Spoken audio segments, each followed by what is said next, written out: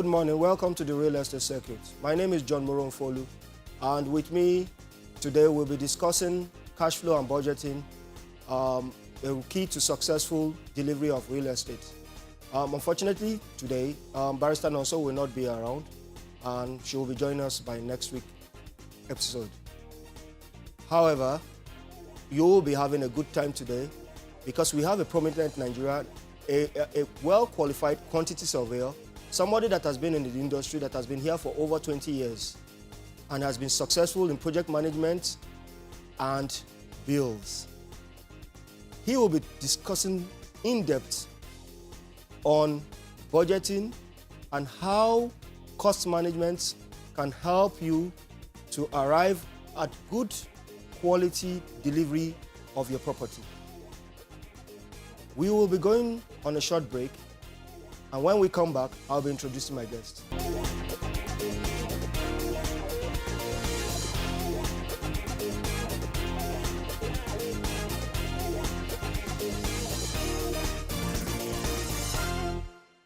You're welcome back to the Real Estate Circuit. Like I said earlier before we went on the short break, we shall be discussing cash flow and accurate budgeting, key to successful real estate endeavor. With us today, we have Dr. Chinedum Wabara. Dr. Chinedum Wabara is the MD of Acetek Properties Limited. He's a QS, a project manager, and he has been in the industry for over 20 years. He's one of the most prominent Nigerian professionally qualified to advise on budgeting and cost management. You're welcome, Dr. Chinedum Wabara. Thank you very much. Cash flow and accurate budgeting, a key to successful real estate endeavor. Can you please tell us about what this is all about, cash flow? I know a lot of people come in and they want to build, they want to develop properties, but the know-how of going about developing this property, especially when it comes to hiring professionals, they would rather go to bricklayers, they would rather go to the technical workers that are on site, that has been introduced by their friends, instead of hiring professionals. Can you tell us how it affects the quality and delivery of their end product? Oh, thank you very much. Actually, I'm of the opinion that the professionals are inevitable in a project. And a lot of time, people that run away from the professionals end up paying more for the project than they are supposed to pay. Yes, now, I agree with you. Like, when you introduced me as a quantity surveyor, that was my background. I was trained. I've been a quantity surveyor for many years. Yeah, over 20 years. Yes, and although we have now graduated to project management, we're now into construction and real estate development.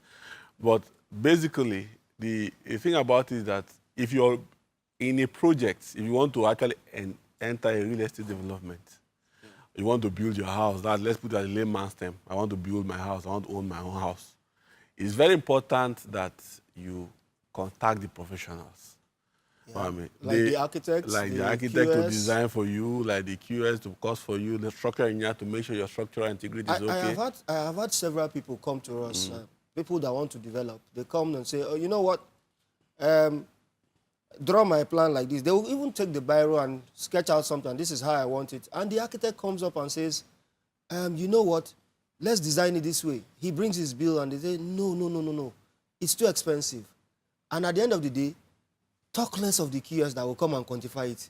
They already have an idea of how much they are. I'm talking about individual developers now, people that want to develop one house. Okay.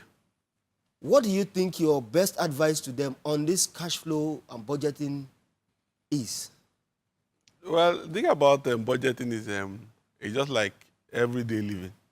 Okay. You have to have how much you spend in your family living every month. You want to, at least your family, know how much you spend per month. Cash flow, that's your budget. You get total figure. Cash flow is how you spend, put out the money. This for meat, this for rice, this for this, this for that. You piece them together.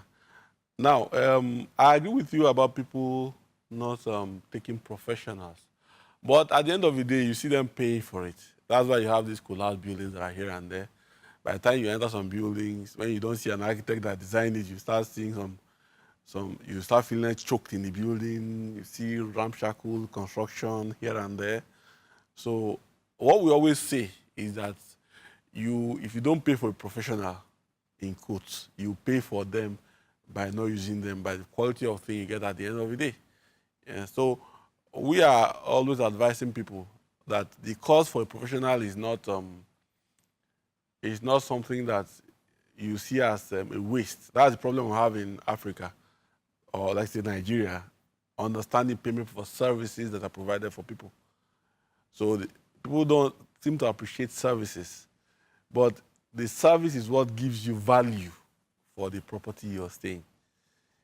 Is what gives you value. I will take the normal, the layman developer. I know one bricklayer. I'll call him to help me. One draftsman, I pay him 30,000 naira. He knows a bricklayer that can just put some blocks together. Yeah, the one that has done the one for the neighbor. For neighbor, yes. At the end of the day, what we will just say is that if you put all this together, the bricklayer that doesn't know you as a person, you may not understand how the bricklayer arrived at his own costing techniques. He may just tell you this will cost you some amount of money. But the professional will tell you no. A QS will tell you no. This block wall is not supposed to cost you more than this amount of money. That's on the execution side. Okay. So you know, okay, fine, this man is charging me 100 naira, but I'm supposed to pay 30 naira. Okay. Yeah. So what you're saying is that if the professional, like a QS, is on the job, you'll be paying less most times. Yes, you pay less. Because he knows exactly how much that will cost based on his professional experience, and not the guy that is the layman that they call to look at your face and see maybe you're a big man, and he will charge you according to your size or the car that you brought. The QS actually will tell you that. And please know something. We believe that, I personally have found out that the success or otherwise of a project depends a lot, especially financial-wise, on the quantity surveyor on the project, on the cost, the person that is functioning, that handling the cost of the project. Okay. That's the person that's actually affecting the success. If you want to do well, hold your cost consultant very well. If you want to do badly, then let it go out. You said your cost consultant. Can you tell me what the cost consultant actually does? No, let's leave the word consultant, because even the person that handles the cost, just like you're in a business, you don't have an accountant that takes care of the daily aspects of your business. So the QS is the accountant. Yeah, just that aspect of the accountant, but not just like a cashier.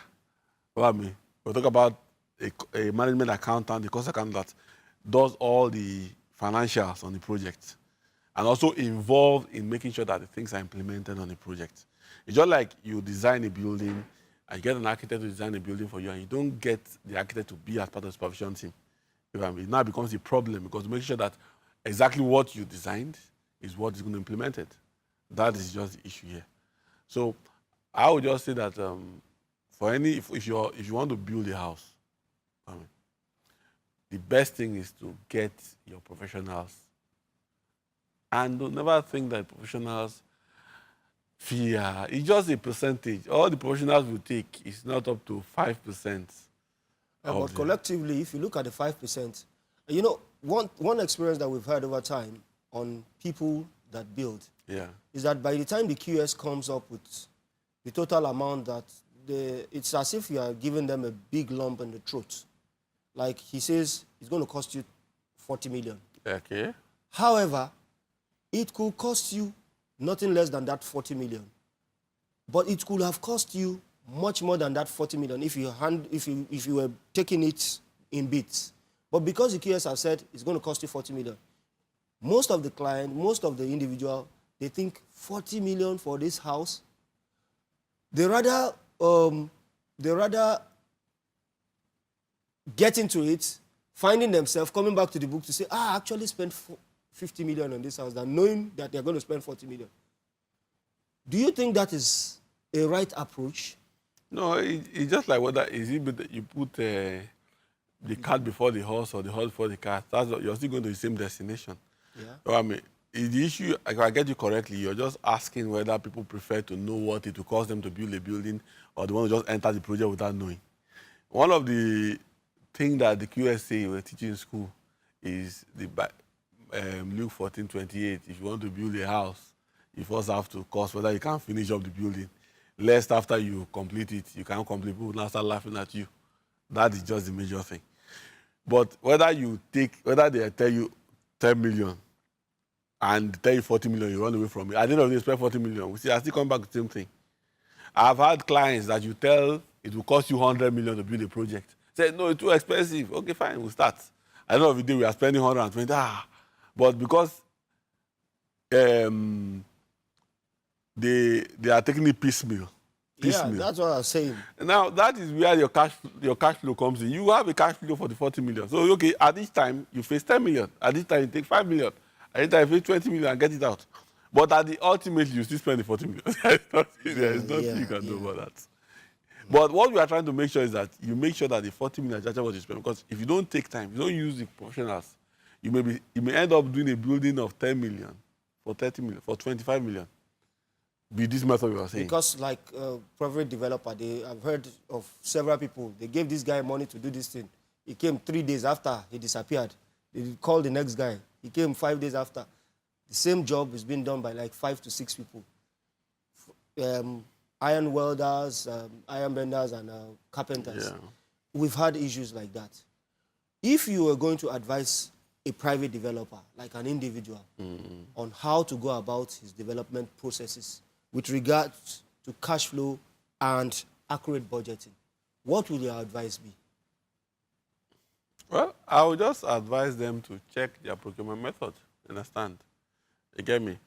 Procurement methods, because it depends on how you want to deliver, the kind of contracting you're going to use. Am I buying material myself directly? Am I engaging labor directly? Am I giving to somebody as a contractor to do? You understand? If it's like a contractor I put a contractor on my side as a developer, I give the contractor. I know that if he defaults at that stage, I know I'm going to take a percentage of the stage that he stopped, and I will not lose out at the end of the day. But if I'm the one buying the material, I'm the one engaging labor directly, then I'll look at it from that angle. We shall be rounding up on this segment right now, and we shall be going on a short break. We'll be right back after that break.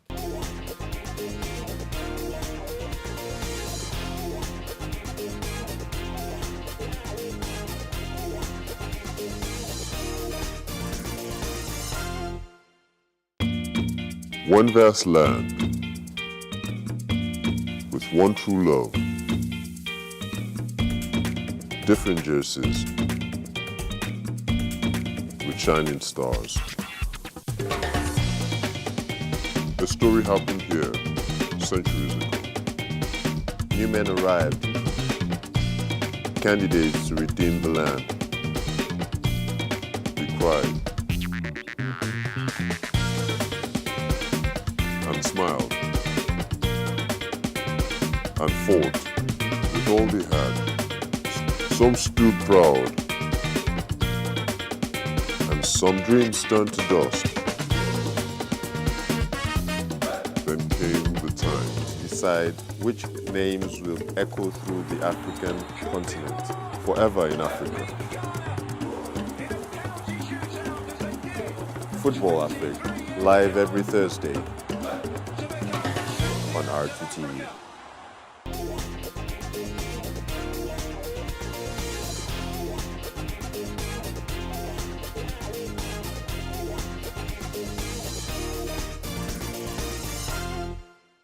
You're welcome back to the Real Estate Circuit on R2 TV. We still have with us here Mr. Chinedum Wabara. And we've been talking about cash flow and accurate budgeting, key to successful real estate endeavor. Mr. Chinedum Wabara, I'd like to ask you a few questions about developers.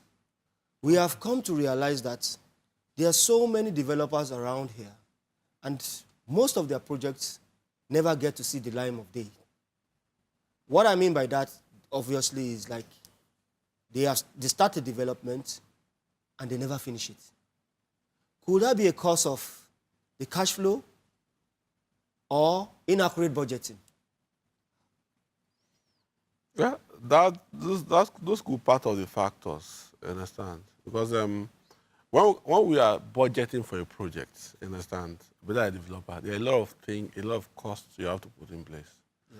The cost of the land, the government permits, and all the money layer and all those things have to be factored in. Cost of funds, that is very important, understand? Okay. Then the cost of actual construction. Then you will observe that for an estate, they will not charge you for the infrastructure, right? But will just tell you this building will cost an amount of money. Yeah. They have to make sure that they factored in the cost. Yeah, of the cost of infrastructure must be factored into the cost of the building. So that is. Now, one thing is the key to real estate is location. Then also these fund issues and proper feasibility studies.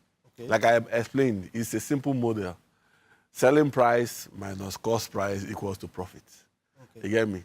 So for us, we have to make sure the selling price is, we get it right. We get our cost price, which will come in, right, to be able to make it a profitable endeavor. Okay. Understand? So a lot of times, as the estate is going on, as people are building, they come to terms with the fact that maybe their costing was not okay, you know what I mean? Yeah. And at the end of the day, they cannot deliver on their deliverables. That's right, and how to get the source of finance and all those things, all this in common. So I would say budgeting is one of the aspects. A lot of time is one of the major aspects in why projects are abandoned. Because a lot of developers, they just start projects, you know that they don't have all the funds. So they may sometimes resort to off-plan financing before the project starts. Okay. You get me? Coming to practical development in Lagos, especially, we found out that there's this axis called Mowe, Ofada axis. Over time, we've been hearing development is going to Mowe Ofada, Mowe Ofada. People buy, sell, buy to themselves, sell to themselves. And the question I ask is, what is the part that's costing? Is it that when these people buy, they don't even cost what is going to take them? Because I see people go and build fantastic houses on that axis, and at the end of the day, they come back to rent houses in Lagos, saying that the security of that place is not good enough. They've been attacked once or twice on the way there. Is it that these people, they don't factor all these other indexes? Or they just think because the land is cheap, they take a land of 500 to 1 million and they put a building of 50 million on it in an environment where everybody lives from house to mouth to house. Hand to mouth. Hand to mouth.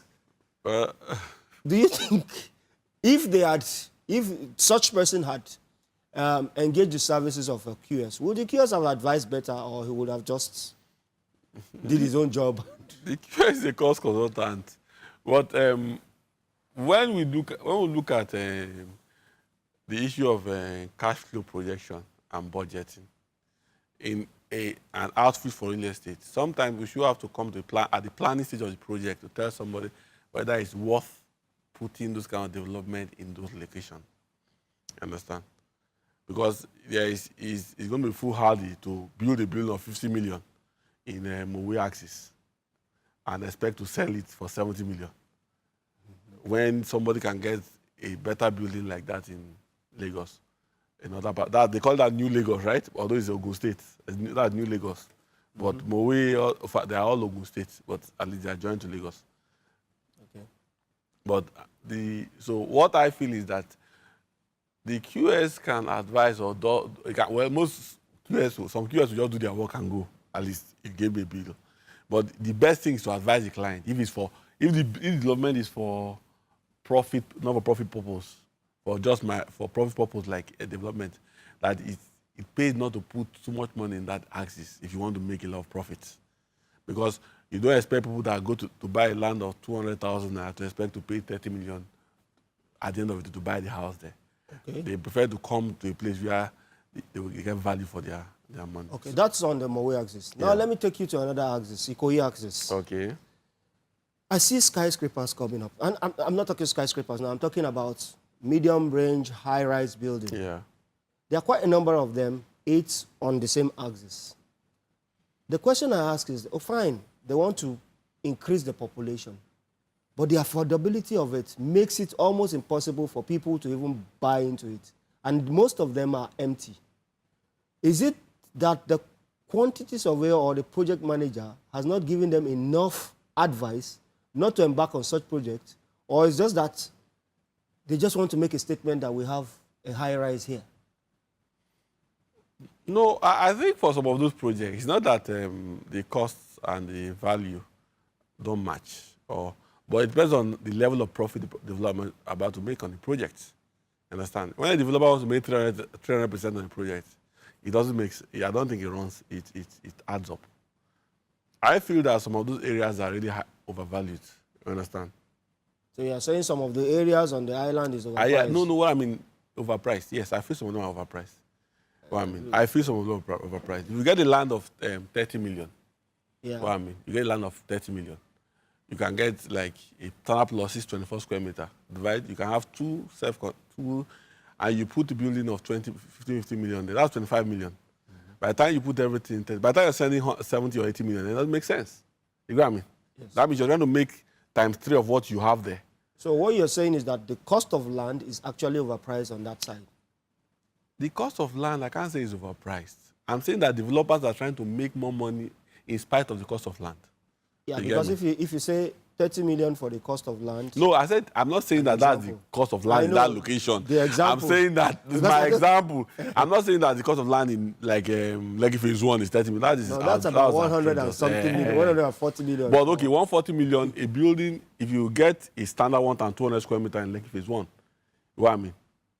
1,200 square meter, yes. You can actually build 2 complete detached buildings there. Yes. You understand? Mm-hmm. At least that means the cost of land comes to 70 million each. Okay, which has driven the... Meanwhile, the cost of your building is still the same that you like use 25, 30. at Ikeja. Yes. So sometimes the cost of building is even less than the cost of land. A lot of times in Hong Kong, that's Hong Kong. The buildings there are by far the cost of land more time 5 or time 6 of. So are you saying that we are tending towards Hong Kong now? No, there are some highbrow areas. You can't run away from that. You can't put a building in Victoria Island and expect to pay 100,000 for that. That's just the thing. But if you want to put it there, you have to put a high premium building. You understand? So what I'm trying to say is that for those locations, understand, for some locations, why there are some kind of there's premiums you have to play. You play on new area. They are very expensive now. You understand? You don't expect to get buildings at the same rate. So and maybe I feel that sometimes why I say they're overpriced is that if the developer is sometimes trying to make a kill. I have some like Ikeja GRA here. I know some people trying to sell some building 200 million. It doesn't make sense. For some of them.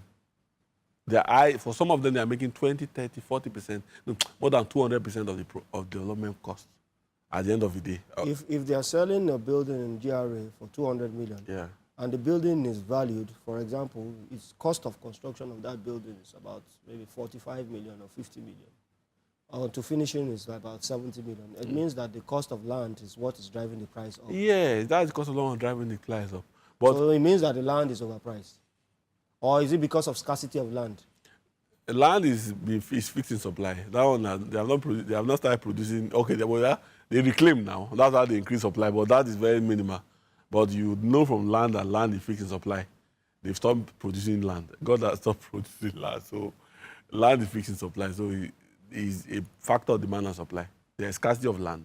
So people buy premium, especially close to prime areas. Okay. Thank you, Dr. Wabara. It has been wonderful having you today with us on the real estate circuit on R2 TV. You have shared with us about cash flow and how it affects the development. using accurate budgeting. We hope to see you soon, and it's been wonderful having you around. We'll soon be signing out on today's episode of the Real Estate Circuit. We hope to see you next week, and by that time, I'm hoping that my co-host, Nonso, will be back with me so that we can give you another episode of the Real Estate Circuit, where we will educate you on developments in real estate development, in construction management, and in project management. It has been a wonderful time being with you today. My name still remains John Moronfolu, and to say a big thank you to Mr. Dr. Wabara. Thank you. Thank you very much.